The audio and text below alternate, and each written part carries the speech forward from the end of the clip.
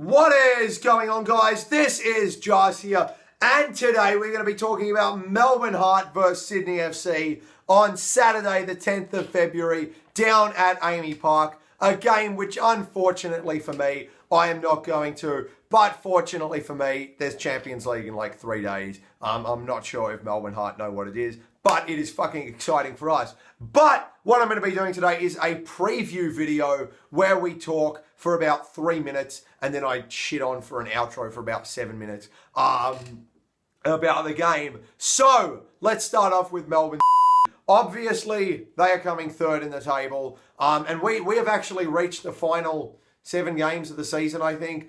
So we really are in the run-in now, and it's obvious to say, but I'm sure that they are really trying to do their best to finish as high as possible. I think unlike Newcastle or whatever, they've just given up on first. They've probably given up on second, and they're just going to be happy with getting third and, getting a home game in the finals. I'm not a Melbourne Heart fan. I do not know, but yeah, I think that they're going to be really pushing hard to get third. Aranzini, or whatever the fuck his name is their best player, or at least he has been over the past couple of weeks. They've lost Ross McCormack because he's left off of his own deal, his loan deal, and they don't have Fallen Rowley because he's still injured. I can't remember who they've got up front. Is it Budzinski or something like that? Give me a sec, I'll check. They got Budzinski up front, but he's not really playing as a true forward role.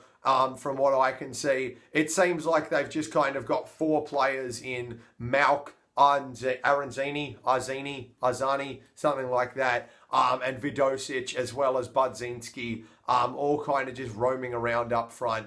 I checked the heat maps from their game against Brisbane, and it was Aranzini and Vidosic that seemed to get the furthest forward. So that could be interesting. But yeah, that's just all facts. My opinion is that their weakness is in the defence and specifically the fullbacks. And I think that that's going to be something that Sydney counters on.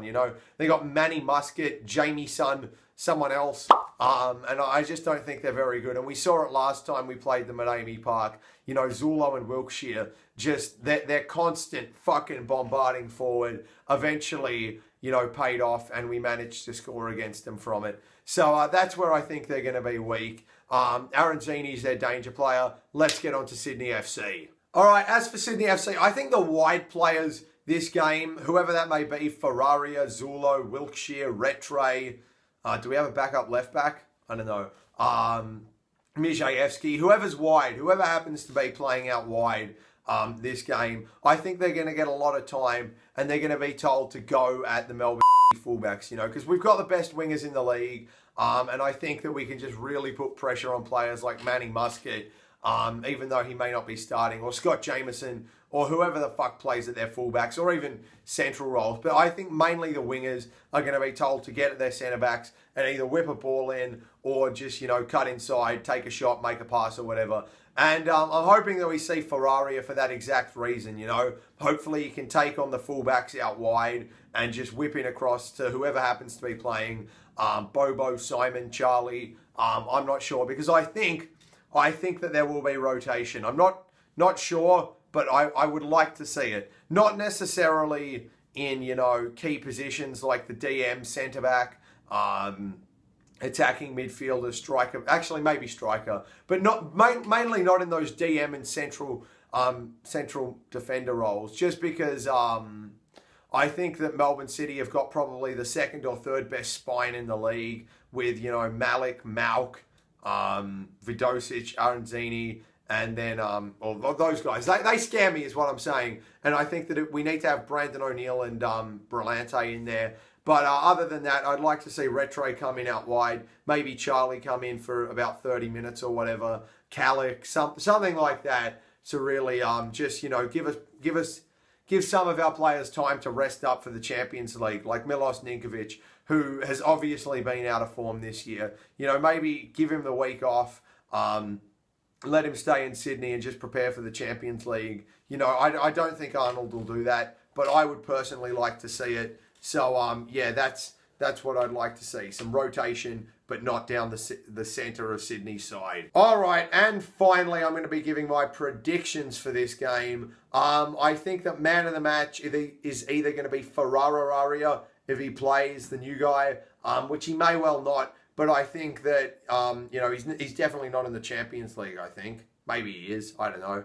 But I'd like to see him play and Ninkovic get a rest, and hopefully he can go out and, get some assists and just threaten them out wide, like I said.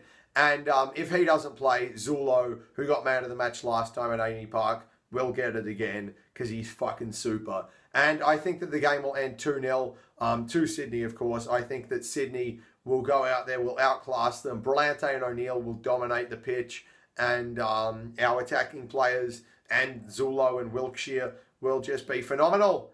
And it'll be happy fucking days. So, ladies and gentlemen, this is where we're going to end the video. I appreciate you watching. I realize that I kind of blabbed for this. I should probably... I don't know. Fuck you. No, not fuck you. Fuck me. Fuck the doubting voice in my head. This will be good. This will be bad. I don't know. I don't care. Thank you for watching. Let me know your opinions in the comments below. And I hope Sydney win. I will see you guys next time I make a video. Bye-bye.